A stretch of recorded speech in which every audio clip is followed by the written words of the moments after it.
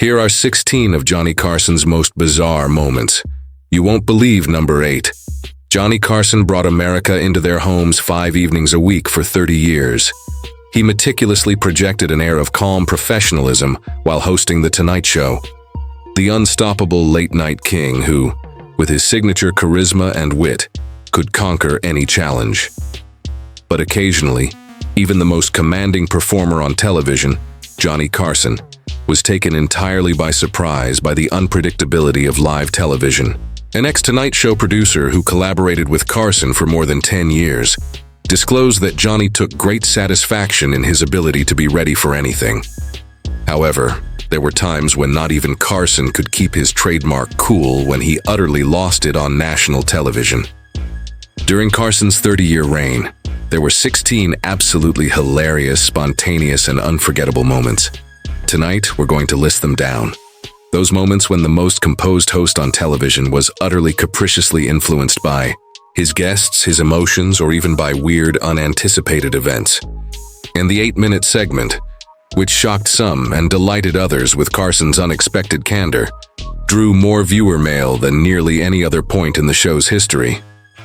But before we get to that, let's take a look at the tomahawk demonstration that may have caused television's most famous laughing fit ever. The timing and visual impact of this moment were so impeccable that it could not have been staged. However, that isn't a fixed date. All right, Ames's Tomahawk Fiasco, number 1, music, applause. At first, it was just a simple demonstration. In April 1965, Ed Ames, who portrayed Mingo on the hit NBC series Daniel Boone, went on The Tonight Show to show off his tomahawk throwing skills, which he exhibited frequently in the frontier drama. The part began adequately. Carson paid close attention as Ames demonstrated the correct method. As a target, Ames brought out a wooden silhouette of a cowboy and got ready to throw it. The events that followed made television history. Despite Ames's pinpoint accuracy, the tomahawk smacked into the groin of the wooden figurine. Instantaneous. Laughter erupted from the studio audience, but it was Carson's reaction that elevated a comical accident to the status of a television icon. According to a director who was there in the control room that evening, Johnny simply went utterly bonkers. His laughter was unlike anything we had ever witnessed before. He lay on his side, tears rolling down his cheeks, and for what seemed like minutes, he was speechless. In television time, Carson's laughing fit lasted nearly 3 minutes. As soon as he was able to talk again, he made an impeccably placed joke. That, however, is not a fixed number. All right, I see. Raising a hand. I had no idea you were Jewish. The crowd went into new fits of laughter, and Carson's extraordinary talent for finding the ideal joke, even when none were intended, was on full display in that phrase.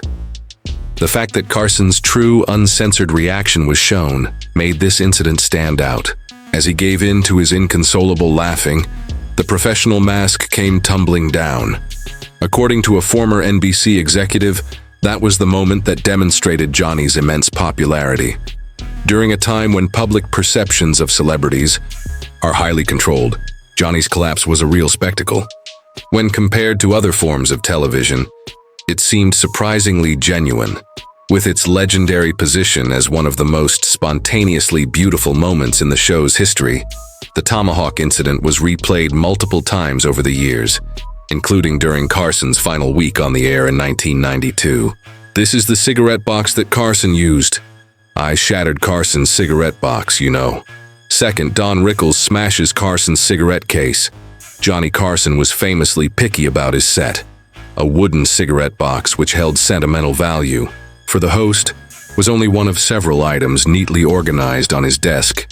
Don Rickles knew he was in over his head when, in October 1973, when appearing as a guest on The Tonight Show, he inadvertently smashed the cigarette box. Carson came back the following night and showed the audience the damaged box, referenced the shattered box on television, and threatened Rickles with vengeance. The nature of that vengeance, however, was beyond the control of anyone, not even Rickles. A few months down the road, Carson found out that Rickles was using a soundstage at the nearby NBC studio to film his series CPO Sharky. Carson made history. when he chose to bring cameras into the live recording to confront Rickles over the cigarette box. An unusual step. That was totally unanticipated, an on-site producer from The Tonight Show said. During a commercial break, Johnny glanced across at us and asked, "Isn't Rickles taping today? Let's go over there." The crew snatched up whatever equipment they could and dashed across the studio lot. Among Carson's most memorable and entertaining moments was what transpired next. During a real recording, he stormed onto Rickles' set, leaving the CPO Sharky audience bewildered. Carson barged in, shocking Rickles, who was caught in the middle of the event while dressed like a Navy officer. "On the show yesterday night, they informed me that you broke it. Yeah, I know you can't, but please accept my apologies regarding the box. Eventually, I will think of something. At least I hope so. Keep me on your show, please. I cherish our time together. Sure, I'd be happy to help. No. Put yourself in a lowly position. Excuse me, ma'am, I long to be in your presence. Therefore, exalt yourself. I don't care about your scene," Carson told Rickles in response to his protestations that he was in the midst of filming. "You broke my cigarette box." What made the moment special wasn't just the surprise interruption, but how it showcased the genuine friendship between the two men. Despite Carson's mock anger, his affection for Rickles was obvious, as was Rickles' delight at being ambushed by the normally reserved host. "Johnny wouldn't have done that with just anyone," noted a director who worked with both men. It showed how much he actually loved Rickles and how comfortable they were together. Johnny was always in control of his show, but with Dawn, he was willing to be the butt of the joke. The incident became an immediate television classic, replayed countless times over the years, and remembered as one of the rare instances when Carson completely broke format and let spontaneity rule the day. Here's B. Midler, anytime you need. "Well, you know, when I ask him to come out and I can't believe the last guest, the last fool. Mr. Carson will have to suffer gladly. You are the wind beneath my three." Betty Midler makes Carson cry. As Johnny Carson's 30-year run-on, The Tonight Show approached its end in May 1992. The final episodes became increasingly emotional. The penultimate show featuring Robin Williams and B. Midler was expected to be entertaining, but no one anticipated the powerful moment that would become one of Carson's most memorable farewells. Near the end of the episode, Midler, who had joked and bantered with Carson throughout her segment, suddenly shifted the mood by announcing she wanted to sing something special for the departing host. She began a tender rendition of "One for My Baby" and "One More for the Road," the Harold Arlen and Johnny Mercer standard about last calls and goodbyes. As Midler sang directly to him, the camera caught something remarkable. Johnny Carson, television's most controlled personality with tears welling in his eyes. "You could have heard a pin drop in the studio," recalled a sound engineer who was working that night. "Everyone, the crew, the audience, we all knew we were witnessing something extraordinarily intimate. Johnny was letting his guard down in more ways than one. He was bidding farewell to 30 years of his existence. This was an unparalleled public outpouring of passion from a guy known for his control. Carson has been charming throughout his career without ever letting his guard down or showing his genuine emotions. But the wall came tumbling down at this same instant.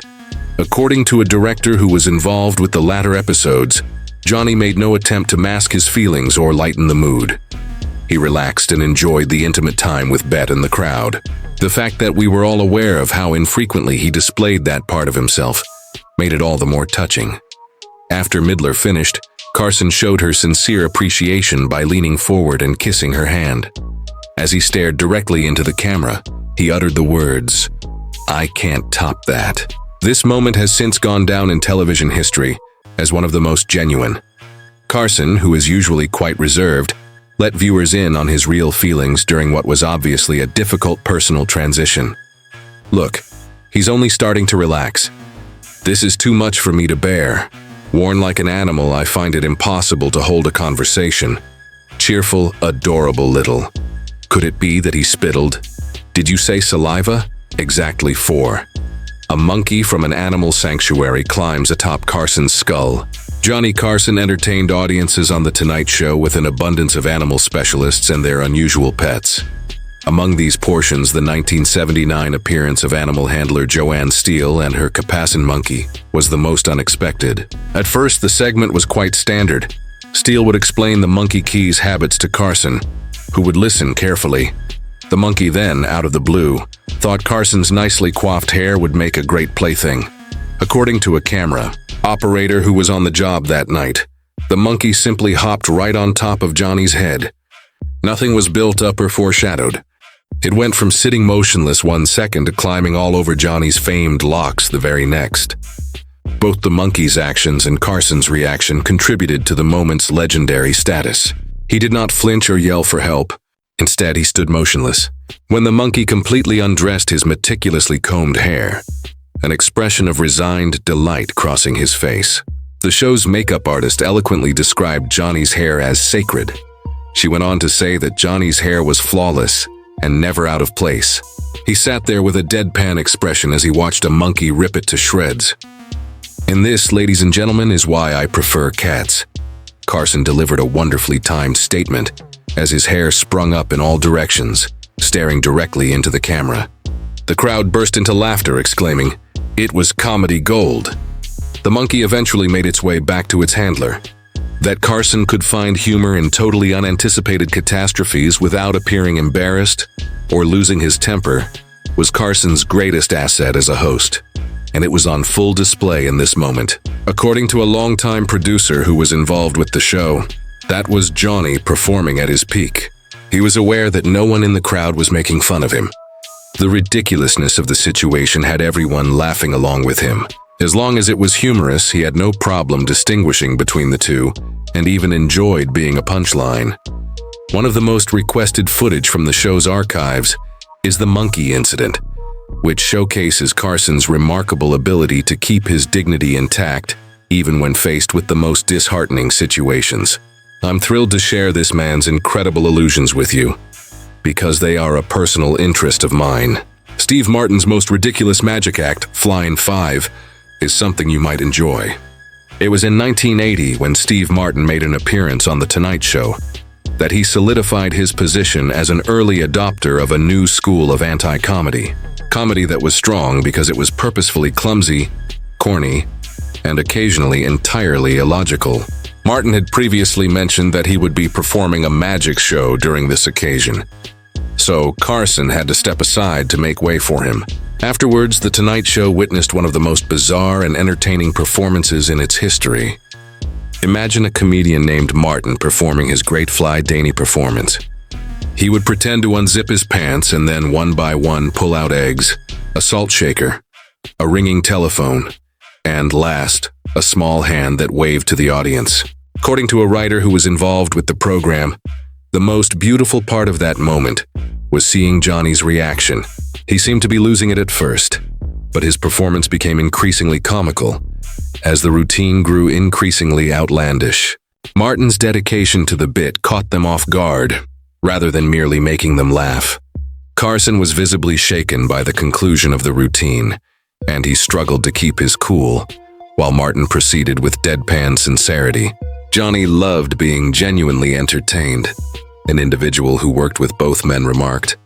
What made the moment special was the visible delight Carson took in being surprised by Martin's bizarre creativity.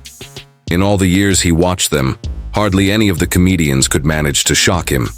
Steve was one of the few performers who could restore Johnny's sense of being an ordinary spectator, someone who had no idea what the show had in store for him. Applause. Looking back, the routine perfectly captures Martin's groundbreaking style of comedy, embracing strangeness, upsetting expectations, and finding laughter in the intentionally uncomfortable. The chance to let his guard down as host and fully immerse himself in the creative vision of another artist was a once-in-a-lifetime experience for Carson. Johnny continued to giggle even after the camera cut away. It was recalled by the producer. Being a man who had witnessed it all, he turned to me and exclaimed, "That's the kind of thing that makes this job worth doing." It was high praise indeed. Comedy has the power to heal, believe me. Embrace the strength. God is great. Also, furniture was on sale at Sears, number 6. A rebellious Robin Williams emerges. Late-night television's typically organized style collapsed into complete anarchy when Robin Williams made an appearance on The Tonight Show. It was clear that Carson's regular interview format was no match for Williams's frantic energy and lightning-fast improvising abilities. According to a writer who saw Johnny Williams perform multiple times on The Tonight Show, Johnny reportedly compared Robin to attempting to capture lightning in a bottle when it was already escaping. After Johnny, most of the attendees did as he said. Few people actually coerced Johnny into following their lead, but Robin was one of them. In the early 1980s, Williams made a visit that was sure to be remembered, even though she was supposedly there to promote a film. However, he seemed to have no plans whatsoever. He jumped up and down from the guest chair to show off a physical part, and Carson's desk became an impromptu stage for an apparently unscheduled performance in the seconds after he sat down. A filmmaker who was involved with multiple Williams appearances claimed that the producers would be in a state of panic in the control room. When they asked, "Where is he going with this? Should we cut to commercial?" Johnny would calmly dismiss their concerns. The key, he realized, was to relax and enjoy the voyage with Robin. "Look, you disgusting moron. The Heather is here? No, for no apparent reason you made me wear these designer jeans." What made these appearances special was witnessing Carson, who is usually the one in charge, willingly give in to Williams' wild genius. The cameraman was going, "Where is he going now? Where am I?" As the applause grew, Carson, who preferred to act more as an audience member than a host, would often lean back in his chair, occasionally rubbing away tears of laughter, instead of attempting to redirect the conversation to his prepared talking points. According to a producer, Johnny adored how Robin always managed to keep him guessing. Unlike the thousands of interviews that had previously followed patterns, Robin's answers were completely unexpected. "I never know what's going to happen when Robin sits down. That is the highest compliment a guest can receive," as Johnny reminded me once. Due to the legendary status of Williams's appearances, Carson would actually warn the audience to brace themselves for the unexpected before he came out. This was one of the few times Carson admitted that his typical style might not work. His acknowledgement of Williams' exceptional talent is evident. "It hurt Marcial Mangalanzo, Little Bombato. I was hit twice in the skull. Next Thursday, 7, Don Rickles roasts Frank Sinatra." When Frank Sinatra appeared on The Tonight Show in 1976, he arrived with the aura of untouchable celebrity that had made him a legend, and that had made many comedians wary of targeting him with their humor. Sinatra's connections and temperament were well known in Hollywood, and few performers were willing to risk his displeasure. Don Rickles was not among those few. With Sinatra seated next to him on Carson's couch, Rickles launched into one of his characteristic roasts, treating the chairman of the board with the same irreverent disregard he might exhibit to any audience member at his nightclub act. "Look at him.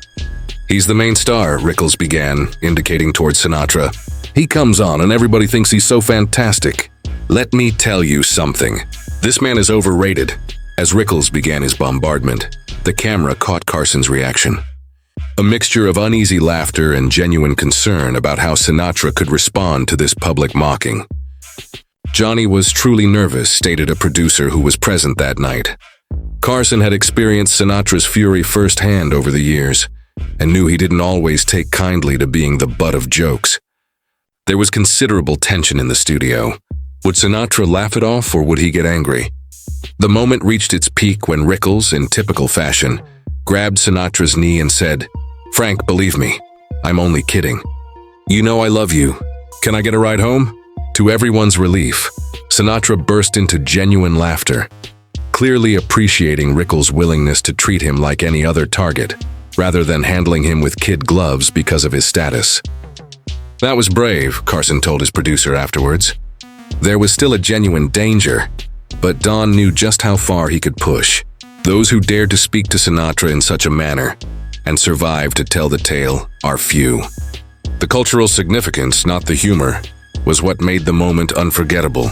It was one of the few times Sinatra, who was known for managing his public image, let himself be publicly scolded without facing consequences. Carson, who took great delight in making his show seem like anything might happen, saw it as the ideal illustration of the enigmatic power of live television, which could be unleashed when powerful personalities clashed in surprising ways. Has your demeanor always been more reserved? What exactly is it going to be called? You had a healthy upbringing in Tennessee, I believe. Probably good for you. Yeah, breasts Bozy. That, I suppose, would be their response. Dolly Parton and that now infamous comment are number 8. Dolly Parton's vocal prowess and voluptuous form had already brought her fame when she made an appearance on The Tonight Show in 1977. The latter was the punchline to many of Parton's humorous remarks. Carson and Parton, in keeping with the tradition of The Tonight Show, engaged in light-hearted banter during their conversation. But as they continued talking, Carson said something that would go down in show history as a watershed moment. With a mix of gasps and amusement, the studio crowd exploded in response to Carson's comment about Parton's low-cut outfit. I'd give a year of my life to peek under that blouse. Fortunately, the incident was already recorded on live television, so Parton could simply laugh it off with her trademark elegance. It felt as if the whole control room was on edge, according to a director who was on the clock that night. Many people back then still thought that was a perfectly acceptable comment. Even yet, Johnny, who normally kept a more gentlemanly demeanor on broadcast, was uncharacteristically forthright. There has never been an event in the show's history where the comment caused more viewer mail than that. Many people appreciated Carson's candor since it allowed him to express what many could be thinking, and some thought it was refreshingly honest. Some thought it was rude and uncalled for. A former NBC executive pointed out that Johnny never addressed the problem publicly, despite Parton's amicable response. However, Johnny did privately admit that he had crossed a boundary. What was intriguing was that Dolly never once made an offensive comment. She even claimed afterwards that she meant it as a compliment. Because it showed how television and public discourse were evolving, this moment was very noteworthy. A cultural revolution was taking place, and in the decades that followed, things that could have gone unremarked upon in previous decades were now being scrutinized more closely. It was an unusual slip-up for Carson, whose reputation rested on his uncanny ability to gauge when something crossed the line from inappropriate to hilarious for television. A television historian made the observation that such remark would never appear in today's media. However, it does depict a period when television was still learning the limits of politeness and candor, of what could be said in private and what could be seen on television. Among Carson's most talked about 30-year tenure, this incident stands out. A reflection of its cultural significance and the influence it has had on audiences about gender roles, public discourse norms, and celebrity. Now I have a question for you. In Vegas, what was the name of the man? Hello, who are you? His job is better than yours, I'm afraid. He puts in a meager 2 hours each week. There are 9. There is a bombshell in Bob Hope. Plus, Carson has moved on. Bob Hope was a much-loved entertainer in the United States, a legendary figure in the world of silent film, television, and vaudeville comedy. The times he appeared on The Tonight Show ought to have been his crowning achievements. They were all so common in bygone eras. But by the 1980s, a disturbing trend had become apparent. In his later years, Hope would perform out-of-date material, reciting jokes from cards, and seemed unconcerned with the reception he received from the crowd. A writer who was a part of the show at the time claimed that Johnny hated their appearances. Although Bob had been exceptionally funny at one point in his career, he was now just acting, rehashing old gags about politics and golf. Observing Carson, who possesses exceptional comedic timing, compelled to behave as though Hope's content was performing better than it actually was, which added an extra layer of discomfort to these portions. The author went on to say that Johnny was too serious about his work to ever admit it in public. Backstage, though, during one especially trying performance, he whispered, "Hope doesn't listen, he just talks." It was an unusual moment of candor regarding a fellow comic he held in high regard, but whose performance had hardened with the years. The most uncomfortable of these appearances happened in the middle of the 1980s, when Hope showed up with some jokes on current events that seemed old and unrelated. With a mix of professional politeness and true unease, Carson's expression revealed the truth, as Hope persisted in reading from his deck, seemingly unaware of the lackluster reception from the audience. The Lionsman Lament is one of their songs, and despite singing through scar tissue, it sounds decent. In my opinion, it's fantastic. One of the camera operators there that night noted Johnny's increasingly contorted smile. When things weren't going well, he would loosen his tie and look over at Ed, his signal that he would fight through. The stark difference between Hope's early and later displays of genius is what made these scenes so moving. Carson was awkwardly forced to face the fact that a comedy legend had outlasted his capacity to engage an audience, despite his profound admiration for the genre's traditions and its trailblazing characters. A producer who was involved with Hope's subsequent appearances made the observation that it was as if one were seeing Willie Mays in his last season. Comedy, as Johnny knew better than anyone, has a finite lifespan. Old methods aren't always applicable in modern times. I believe he was reminded of his own mortality in the company as he watched Hope struggle. As evidence of his familiarity with the history of show business and his own position within it, Carson consistently treated Hope with public respect, despite his private difficulties. On certain evenings, I feel his gaze on me and I go to touch his hair, but he isn't there. 10. Carson is rendered speechless by Jimmy Stewart's poem. Jimmy Stewart was a popular and frequent guest on Carson's Tonight Show throughout his time there.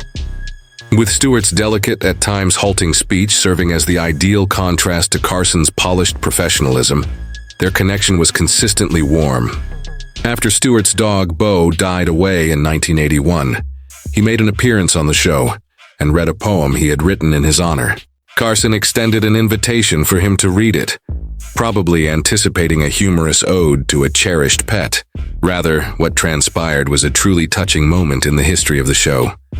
Bow, a poem that Stewart started reading, had a simple beginning but showed complex feelings of love, devotion, and sorrow as it progressed. Even on those evenings when I feel his gaze, I can't seem to find him when I reach out to touch his hair. How I long for that to be otherwise. A dog named Bo will forever be adored by me. The camera caught Carson's reaction as Stewart completed reading. The most controlled personality on television showing some real emotion. Carson became briefly speechless as he was clearly moved. Johnny was actually tearing up, claimed a director who happened to be in the control room that night. This wasn't TV emotion for the audience. This was Johnny Carson, the man, not the host, genuinely touched by Stewart's words and delivery. What made the moment especially powerful was its unexpectedness. In an entertainment format built around promotional chatter and light humor, Stewart had delivered something authentically poignant, and Carson had allowed himself to respond with equally authentic emotion. Johnny didn't try to cover with a joke or move quickly to a commercial, noted a producer who witnessed the exchange. He gave the moment the respect it deserved, which told the audience it was okay to feel something too. That was rare in late-night television, which typically valued cleverness over genuine emotion. The segment has since become one of the most remembered from Carson's entire 30-year run, not for its humor or celebrity gossip, but for its simple human truth about love and loss, delivered by one American icon and received with visible emotion by another. This is right. It's a heavy snake. What does it weigh? About 50-60 lbs? She weighs 11. Snake escapes during Joan Embry's segment.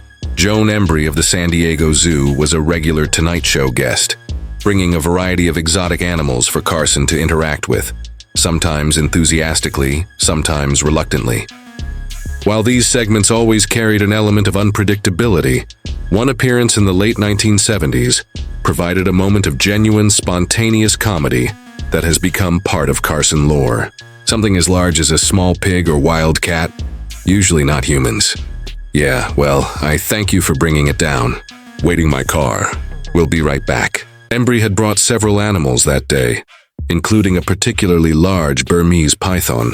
As she was explaining facts about the snake, it began to move more actively than expected, suddenly slithering off the desk and heading in Carson's direction. Carson's reaction was immediate and unfiltered. He leapt from his chair with remarkable speed, backing away from the approaching reptile with a look of genuine alarm that sent the audience into hysterics. Johnny was not faking that response, laughed a floor director who witnessed the incident. He had a well-known discomfort with some of the more intimidating animals, though he was always game to try. But when that snake made its move, all pretense disappeared. That was pure fight-or-flight response on national television. Once the snake was safely recaptured by Embry and her assistants, Carson returned to his chair, straightened his tie, and delivered the perfect punchline. "Somebody better check my pants." What made the moment especially endearing was how it momentarily stripped away Carson's suave persona, revealing the same instinctive reaction that many viewers would have had in the same situation. Johnny's greatest gift was his relatability, explained a producer who worked on many of Embry's appearances. In that moment, he wasn't the king of late night. He was just a guy who really didn't want a giant snake crawling up his leg. The audience loved those glimpses of the real Johnny beneath the polished host. The python incident became one of the most requested clips from the show's animal segments, a perfect example of how Carson's willingness to place himself in potentially uncomfortable situations often resulted in the show's most memorable moments. I was a little bit late tonight. Sorry if you know I upset anybody here. I had an unusual incident in traffic. I either ran over a sheep or I ran over a small man wearing a sheepskin coat. 12. George Carlin sneaks in censorship jab. George Carlin had built much of his later career around challenging societal norms and pushing the boundaries of what could be said on television. Most famously with his 7 words you can never say on television routine. His appearances on The Tonight Show required a delicate balance, allowing Carlin to be himself while respecting the network's content restrictions. During a 1983 appearance, Carlin delivered a seemingly innocent monologue about everyday observations. Embedded within it, however, was a subtle but unmistakable jab at network censorship, a clever wordplay that seemed to slip past NBC's standards department, but was immediately caught by the more alert members of the audience and by Carson himself. Let me ask you a question. If a real stupid person becomes senile, how do you know? Johnny definitely got what George was doing, confirmed a writer who worked on the show at the time. You could see it in his reaction, that knowing smile and the quick glance toward the camera. He was essentially saying to the audience, "Yes, I caught that too, and I'm going to let it slide." What made the moment special was Carson's silent complicity. Rather than steering the conversation in another direction or creating distance between himself and Carlin's subversive humor, Carson's reaction suggested a personal appreciation for Carlin's cleverness in navigating the restrictions. Johnny had his own issues with network interference over the years, explained a producer who worked closely with Carson. While he wasn't a boundary pusher like Carlin, he respected comedians who found creative ways to say what they wanted to say, despite the limitations placed on them. The network executives were reportedly less amused. According to staff members, NBC received several complaints about the segment, questioning how such content had made it to air. Johnny defended Carlin in private, the producer continued. He essentially told the network that if they couldn't figure out what Carlin had done until after it aired, then the comedian had earned the right to get away with it. Johnny appreciated cleverness above almost everything else. For viewers, the moment represented a rare instance of television commenting on its own restrictions, a meta moment where Carson, Carlin, and the more perceptive audience members shared a joke that existed partly because of the very censorship it was critiquing. "You're going to start already." "No, I'm not starting. I'm almost through." "Good to see you. How do all these people get in your room?" 13. Dean Martin appears drunk and kills. Dean Martin had built his public persona around the image of the charming, slightly inebriated performer who could deliver perfectly timed jokes while appearing to be halfway too intoxicated. This carefully crafted character made him one of the most beloved entertainers of his era and a frequent guest on The Tonight Show. During a memorable appearance in the 1970s, Martin seemed to lean particularly hard into his tipsy persona, slurring words, missing his chair when trying to sit down, and delivering punchlines with the exaggerated precision of someone working hard to appear sober. Dean was playing it up more than usual that night, recalled a director who worked on the show. The audience was eating it up. They loved the idea that they were seeing the real Dean Martin, the life of the party, who had maybe had a few too many before coming on air. What made the appearance particularly interesting was Carson's response. Rather than trying to rein Martin in or steer the conversation toward safer territory, Carson effectively became Martin's straight man, setting up situations that allowed the seemingly intoxicated performer to deliver increasingly outrageous responses. Johnny knew exactly what Dean was doing, explained a producer who worked with both men. Dean's drunk act was just that, an act, or at least a greatly exaggerated version of reality. But Johnny understood that audiences love that persona, so he gave Dean the space to play it to the hilt. What? You don't do many shows other than your own television show. I don't see you running. I go to the Magum. Go to what? The Magum in Las Vegas and the MGM Hotel. The segment reached its comedic peak when Martin attempted to tell a story about a golf game, lost his train of thought mid-anecdote, looked confused for a moment, then simply shrugged and said, who cares? Producer Johnny Carson said, "The brilliance of Dean was that you were never quite sure how much was an act and how much was real." The crowd went wild, laughing at what seemed like a drunken candor. But it wasn't humorous either, because anything could happen. The audience was on the edge of their seats in the studio. The program is a timeless example of two entertainment icons utilizing each other's abilities. Even though others questioned the prudence of seeming to celebrate heavy drinking on national television, Carson's eagerness to go along was the ideal foil for Martin's meticulously constructed persona. Do you hold the office of Governor of Guam, John Don? Do you not understand what I am trying to say now? You are known to me by your age. We have concluded the prom, I see. 14. An entire monologue is interrupted by Johnny. The Tonight Show's format was one of its most expected features. After 30 years of reliably airing it, Carson's nightly monologue became a television staple.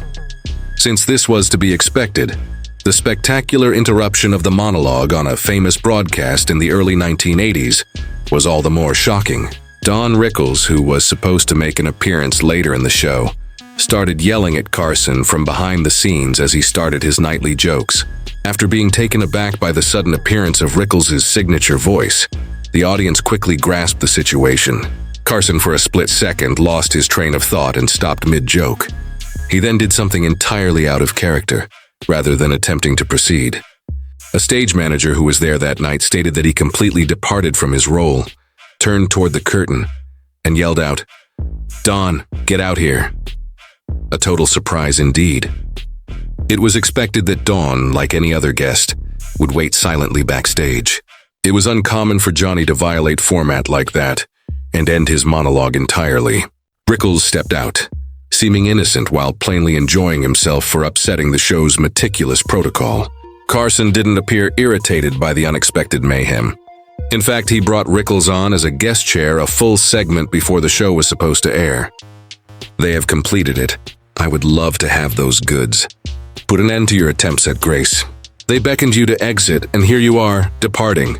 One producer who collaborated with Johnny and Don said that Johnny adored Don because he was so unexpected. Rickles embodied the show's reliance on structure and regularity, while yet suggesting that anything could happen at any given moment. That was more exciting than scary to Johnny. The significance of the moment lay in the fact that it demonstrated Carson's readiness to forego his own meticulously planned format in favor of something more captivating. He decided to deviate from the script because he knew the unanticipated interaction would be more fun than the gags in his monologue. According to the producer, that was Johnny's finest performance. The finest television, he realized, sometimes comes from ignoring the rules and doing things his own way.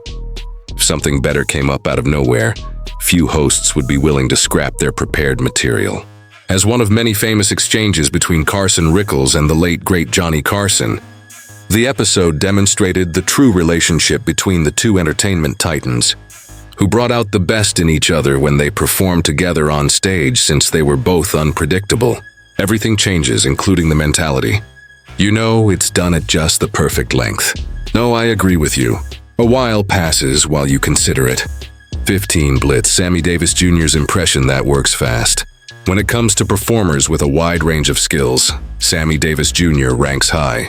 A multi-talented performer who enjoyed regular appearances on Carson's Tonight Show due to his ability as a singer, dancer, actor, and comic. During a standout performance in the 1970s, Davis stunned Carson and the crowd with a cacophony of impressions that took a discussion about fellow performers and turned it into a remarkable demonstration of his impersonation abilities. With remarkable physical precision and a voice that matched each character's, Davis transformed into Jimmy Stewart, Jerry Lewis, and Frank Sinatra in under a minute. Of course, I've had it rough the whole time. I never got a break from anybody. My plight went unnoticed. I will most certainly perish as an impoverished, street-dwelling child. According to a camera operator who was on the job that night, Johnny was visibly laughing as he clutched his stomach. His laughter was genuine, powerless mirth, not the kind he'd reserve for less noteworthy parts. He found the show just as entertaining as everyone else. The spontaneity of the moment was what made it memorable. This impression sequence showcased Davis's incredible ability to access his extensive repertoire of voices and mannerisms instantly, as it came spontaneously from the conversation, unlike prepared portions when guests would come with rehearsed material. A producer who was involved with multiple of Davis's performances said, "Sammy didn't need preparation. He lived and breathed these characters. He had spent decades observing, performing with, and socializing with these individuals. He was completely at ease doing the seemingly impossible performance for the onlookers." A true admiration for Davis's abilities was shown by Carson's response. Carson knew firsthand the challenges of flawlessly capturing another artist's soul and seamlessly transitioning between entirely distinct characters as a previous performer. One of Carson's close writers said that Johnny had told him that Sammy was the most all-around performer he'd ever encountered. He once said, "If you could only watch one person perform for the rest of your life, Sammy would be the smart choice because he could effectively become dozens of different entertainers." The impression blitz has since become a commonly cited example of Davis's remarkable versatility, a short but stunning demonstration of why he was regarded as one of the greatest all-around performers in media history. Would you be open to welcoming Arnold Schwarzenegger on October 26? Cheers 16. Only German is Arnold Schwarzenegger's native tongue. After making the leap from bodybuilding champion to Hollywood action hero in the mid-1980s, Arnold Schwarzenegger made an appearance on The Tonight Show to promote his new picture. Schwarzenegger chose to add some unexpected humor to the proceedings, even though these promotional appearances usually followed a conventional formula. In response to Carson's first question, Schwarzenegger delivered a long speech in his native German, a language that neither Carson nor the majority of the audience understood, but which was clearly his language. Carson seemed genuinely perplexed as Schwarzenegger persisted in speaking sincerely in German. "Johnny had no clue this was coming," confirmed an on-site producer. "He stared at us in the control room as if to ask, 'What is happening right now?' However, instead of becoming flustered, he embraced the ridiculousness of the situation. Always looking for a chance to make a joke, Carson pretended to understand, nodding carefully and occasionally adding his own illogical German-sounding words. As soon as the joke was realized, the onlookers started to chuckle at the ridiculous conversation. Schwarzenegger eventually broke character, laughed and spoke in English after a few minutes of this language charade, saying that he had always been curious to see Carson's reaction to such a crisis. A producer who was involved with the show said that Johnny's openness to participate, rather than resist, was the thing that made it so remarkable. In contrast to Johnny, who saw the comedic potential in the situation right away, the other hosts would have been irritated at being made to look stupid. Both Schwarzenegger's unappreciated comic skills and Carson's extraordinary talent for finding laughter in possibly uncomfortable situations were on display in the episode. Carson, instead of taking charge as host, let himself be manipulated by Schwarzenegger by momentarily relinquishing control. Johnny always said the best moments on the show were the ones no one could plan, remembered a longtime friend of Carson. This was the type of moment that could only have occurred if a guest had chosen to deviate from the script, and Johnny had the self-assurance to follow suit. And don't forget to hit like and subscribe and press the bell icon. Thanks for watching.